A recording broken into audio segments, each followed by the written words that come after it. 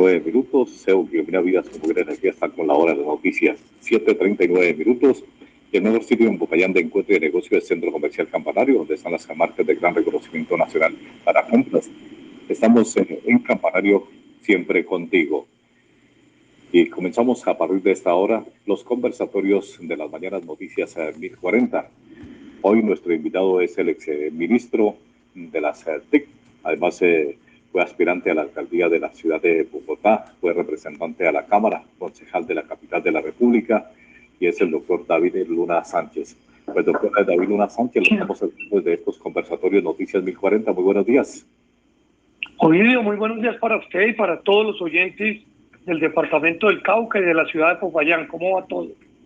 Pues muchas gracias, todo muy bien. El doctor David Luna Sánchez es cabeza de lista, está aspirando al Senado de la República por el Partido Cambio Radical. Nuestro panelista de hoy, el doctor Alejandro Silva Bolívar. Doctor Alejandro, muy buenos días. Muy buenos días, Ovidio. Muy buenos días al doctor David Luna, a todos los oyentes que por esta semana están ya disfrutando de los preparativos de las festividades de fin de año.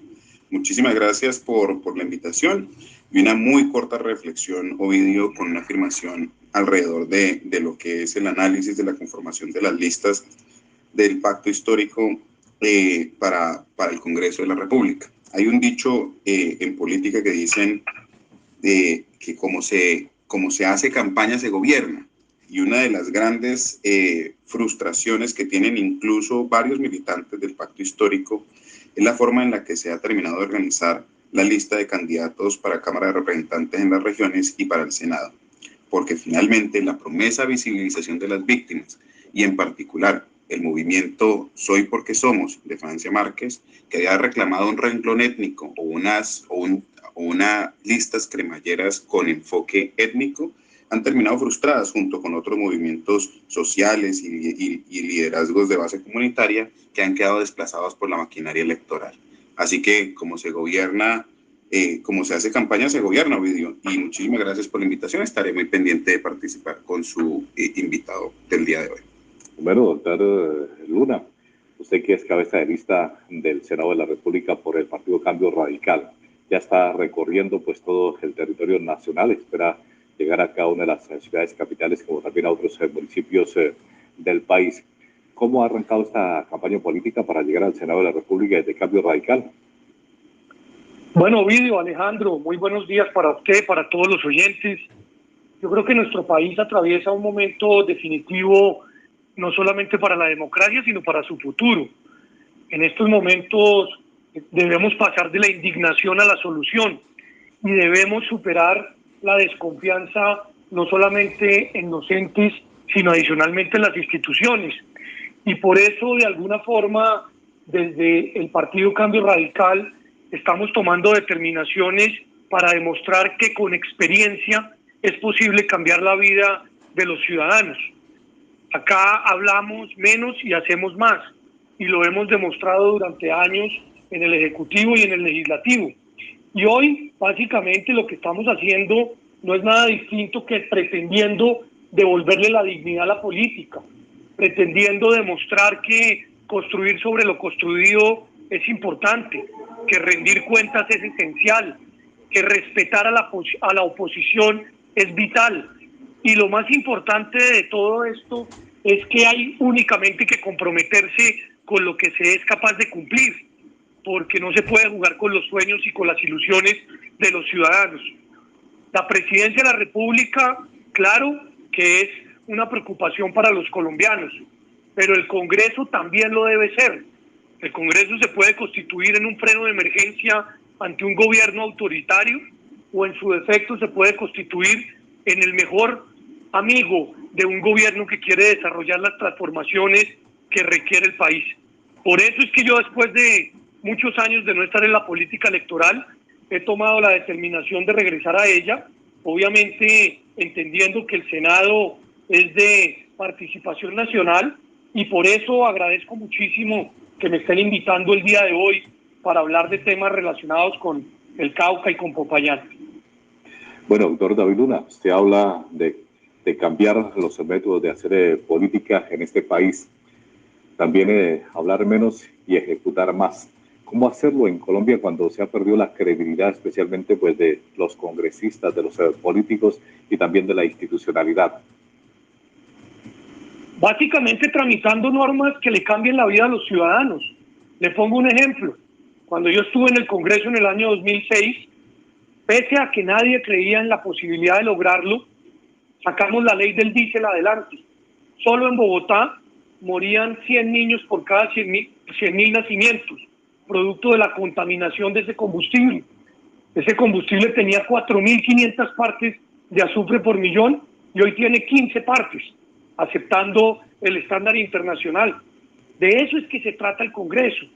El Congreso se trata de espacio donde debe haber carácter. Este equipo político se le paró al presidente de la República cuando presentó la reforma tributaria en la mitad de una pandemia.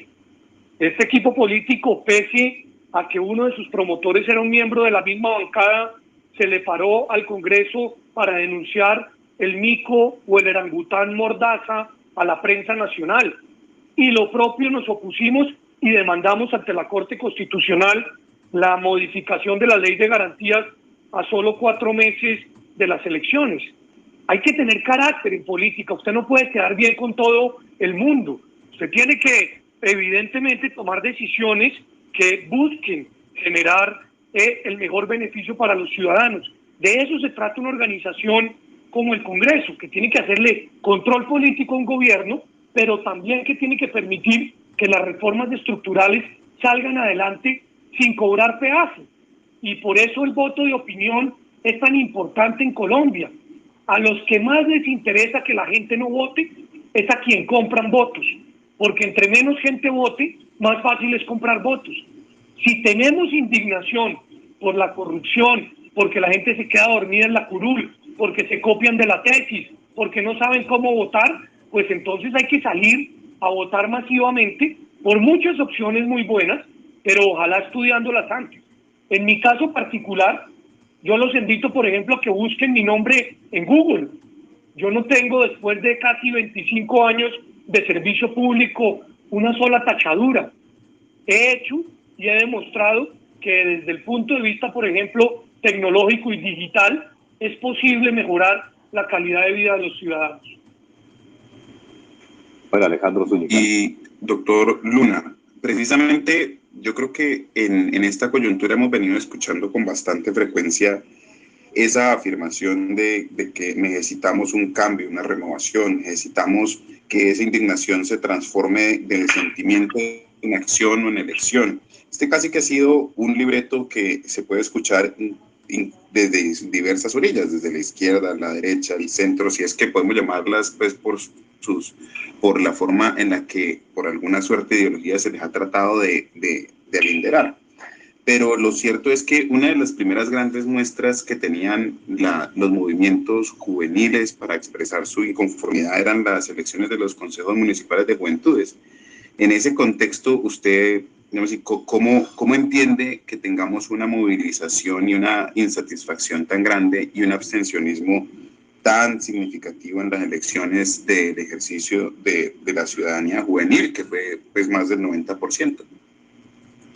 Qué buen análisis, Alejandro, porque evidentemente casi 11 millones de jóvenes posibles votantes solamente salieron a participar 1 millón. Y es en ese sector de la población donde hubo mayor indignación en las protestas de meses anteriores.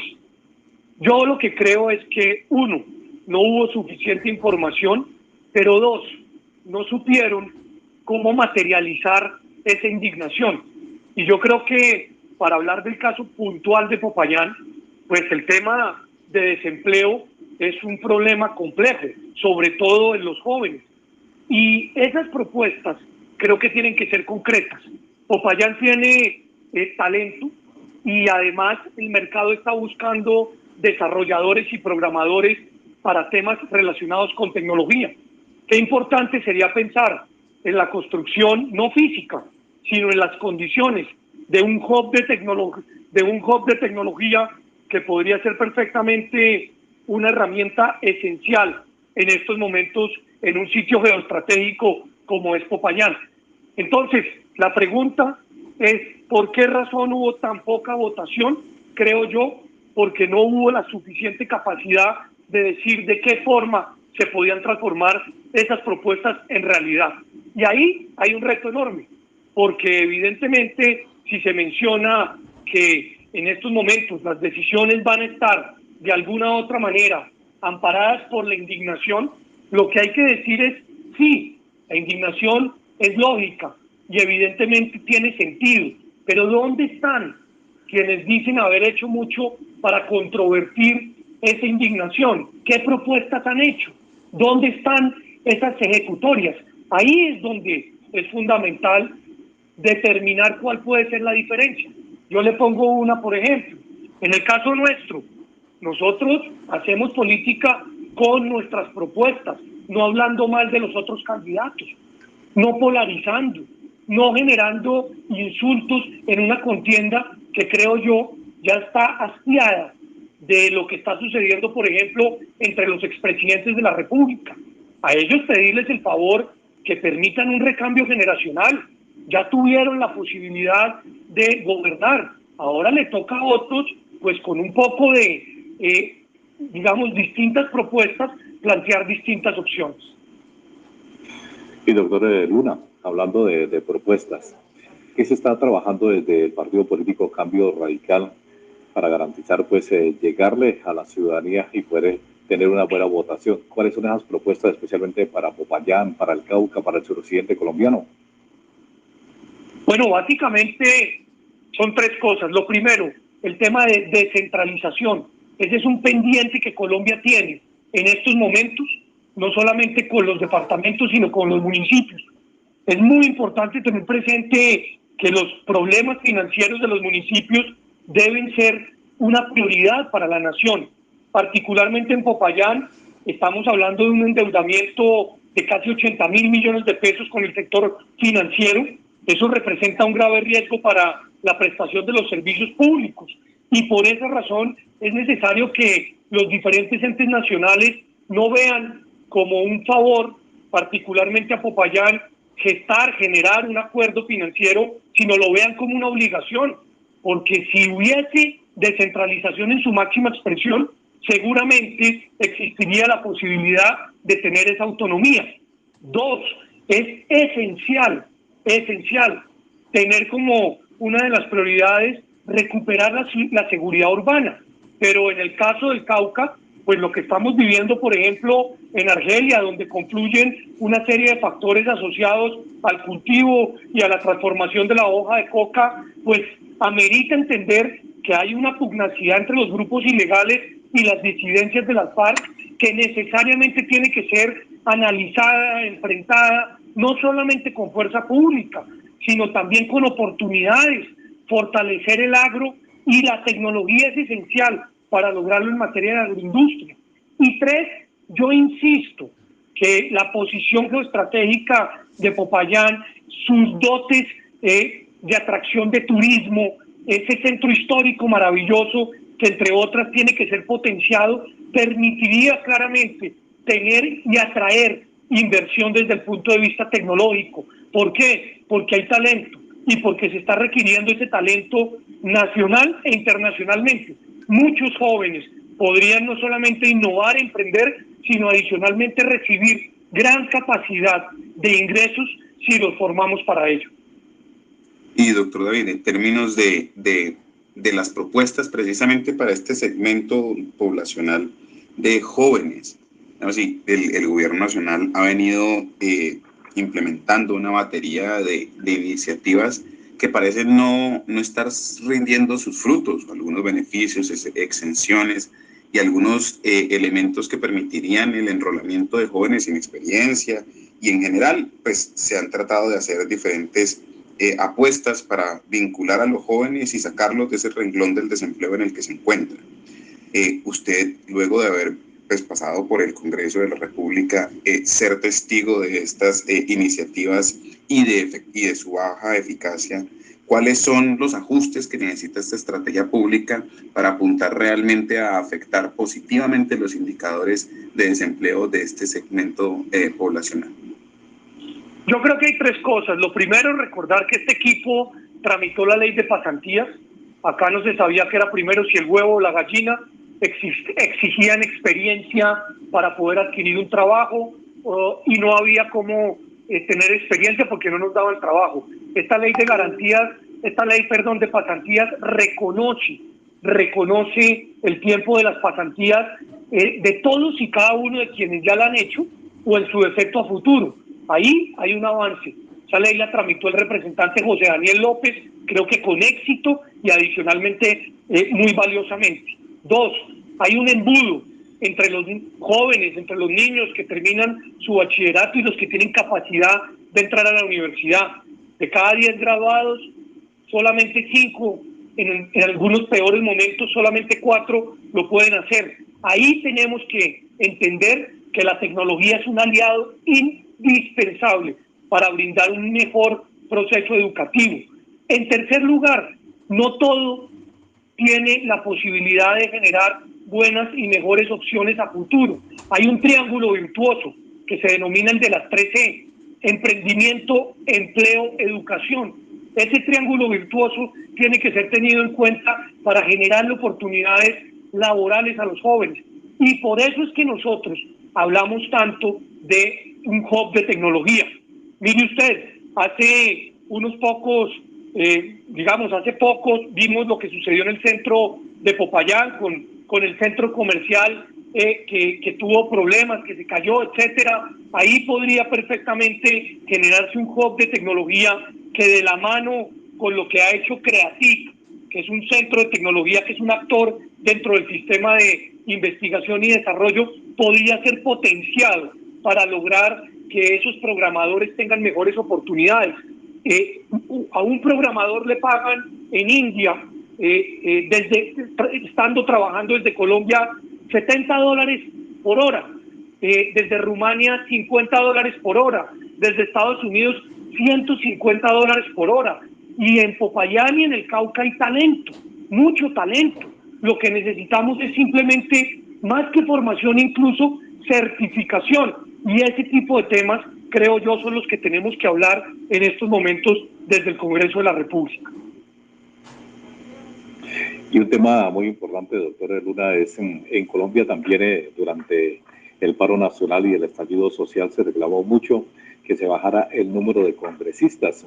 ¿Usted cree que eso era necesario o no? Yo lo que creo es que Colombia tiene una estructura que necesariamente debe tener 2 cámaras. ¿Por qué? Por los frenos y los contrapesos. Recordar la historia es muy importante. Vale la pena recordar que en la época del narcotráfico la Cámara abolió la extradición y fue el Senado el que evitó que eso sucediera.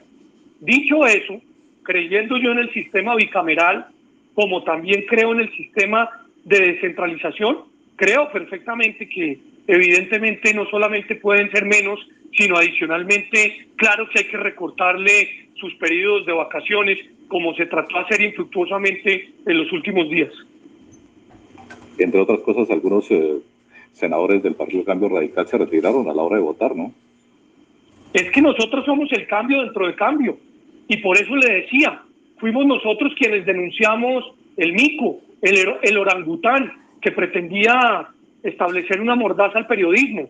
Dentro de los partidos, evidentemente, pues pueden haber personas que tienen decisiones distintas a las que la opinión pública comparte, y lo importante es dar los debates.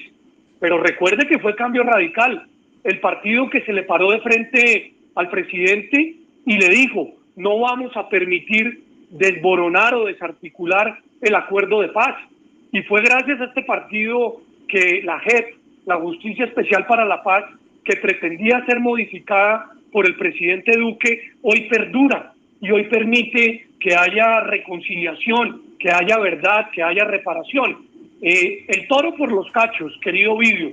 Sabemos que Cambio tiene problemas, y esos problemas hay que resolverlos desde adentro, como los tienen muchos otros partidos. Pero lo que me parece a mí que no tiene sentido, y yo se lo digo por mi experiencia, toda mi vida fui concejal, representante de movimiento significativo de ciudadanos, es que uno necesita tener mayorías en el Congreso para lograr los cambios. Y por eso Cambio es un partido que tiene capacidad de tomar esas determinaciones para defender los intereses de los ciudadanos, como lo hizo, por ejemplo, siendo el primero en oponerse a la reforma tributaria del presidente Duque. Y doctor David Luna, justamente en medio de todo este proceso de toma de decisiones y de toma de posturas, ese criterio que conforma el partido, y más aún, que usted, al cual usted se hace, ese criterio que usted ha venido construyendo, ¿es un criterio independiente o qué papel juega el doctor Germán Vargas Lleras en todo este proceso?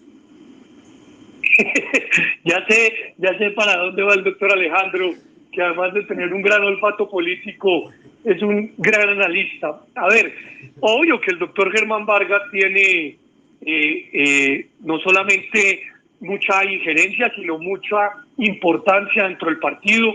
Es una persona que nosotros admiramos y respetamos, es un gran ejecutor, creo yo que es la persona que mejor conoce el país. Hubiera sido un gran presidente porque no hubiera tenido que dedicar 2 años a aprender, hubiese tomado determinaciones y decisiones, y seguramente la infraestructura, pero adicionalmente el sector educativo y muchos otros estarían hoy funcionando como un reloj, porque nadie le metería los dedos en la boca. Y en ese sentido siento yo que es lo que estamos lamentablemente viviendo hoy, la inexperiencia en el Estado, pues lo que genera es desconfianza, y la desconfianza lo que genera es inacción. Entonces, claro que sí, el doctor Vargas tiene mucho que ver en el partido, pero también quienes estamos hoy con responsabilidades, hablamos con él y opinamos en muchos casos distinto, y él es supremamente respetuoso con las opiniones de todos los miembros de su bancada, permite el debate, lo alimenta, a tal punto que, como usted lo sabe, pues Cambio no ha tomado determinaciones sobre a qué candidato apoyará a la presidencia de la República. Esperamos hacerlo pronto, producto de un debate y de una discusión que seguramente será muy interesante en virtud de estas consultas presidenciales que se están gestando en estos momentos. Nosotros insistimos, no estaremos en los extremos del debate, porque no queremos polarizar ni queremos, avalar esa polarización que tanto daño le ha hecho al país. Están escuchando los conversatorios en las mañanas de Noticias 1040, siempre con temas de interés para todos. En Colombia son las 8 de la mañana, 10 minutos. Estamos en los conversatorios de las mañanas Noticias 1040. Nuestro invitado es el exministro de Tecnología de la Información y Comunicaciones de Colombia, el doctor David Luna Sánchez, quien es cabeza de lista para el Senado de la República por el partido político Cambio Radical. A ver, Alejandro. Bueno, doctor David Luna, uno de los temas también que en la ciudad de Popayán ha generado una profunda controversia es la política de vivienda. En el municipio de Popayán, lejos de promover la actividad de construcción, hemos visto que en la última reforma al Estatuto Tributario Municipal hubo un incremento en las tasas de delineamiento urbano, pasando del 0.8 al 1.2 en la vivienda bis. Se retiró la exención de la contribución por plusvalías que estaba rigiendo al momento, y pasó a grabarse incluso estas viviendas con el 50%, sin mencionar otro sinnúmero de actividades y de conductas que han venido afectando grave y fuertemente al sector de la construcción. Uno, que como usted bien sabe, ha jalonado el desarrollo y la reactivación económica en general del país. Una de las grandes preguntas que se hacen estos sectores de la economía local y nacional es cuál va a ser la apuesta y la política de vivienda, y cuál va a ser la posición que desde el Congreso usted defenderá, independiente del gobierno que llegue a ejercer la presidencia el próximo año. Alejandro, muy valioso. Uno, porque de la vivienda dependen las familias, no solamente en su estabilidad, sino en su tranquilidad. Y dos, porque como usted lo dice, ahí hay un valor de reactivación económico esencial. Yo quisiera arrancar diciendo que en Popayán hay que revisar los temas de tarifas de servicios públicos. Todos sabemos que son altísimos, y sobre todo en comparación con el PIB per cápita. Para nada Minutos hemos recuperado la comunicación con el doctor David Luna Sánchez, como lo hemos señalado, es cabeza de lista del Senado de la República por el Partido Cambio Radical. Nos estaba respondiendo ahí las inquietudes del doctor Alejandro Zúñiga. Doctor Luna. Sí, señor, qué pena, se cayó la llamada. Yo estaba diciéndole al doctor Alejandro que muy al lugar su pregunta por dos razones. La primera, que evidentemente Popayán es una de las ciudades que más caro paga los servicios públicos y esto resta competitividad, pero adicionalmente hace que gran parte de los ciudadanos tengan que destinar una gran porción de sus ingresos a esa actividad. Más aún, teniendo presente la crisis que hubo en la prestación del servicio de gas natural en los últimos meses, donde se vio interrumpida su prestación. Eso es necesario tenerlo presente para lograr entender que unos servicios públicos adecuados, con unas tarifas adecuadas, lo que generan son productividad y además alivian el bolsillo de los ciudadanos. Es un mensaje que es importante, que obviamente tiene competencia en la Comisión de Regulación, no el Congreso, pero los debates de control político que han hecho en el Consejo y en la Asamblea son importantes. Ojalá las empresas entiendan de esa responsabilidad. Y dos, evidentemente, pues hay un déficit de vivienda muy grande.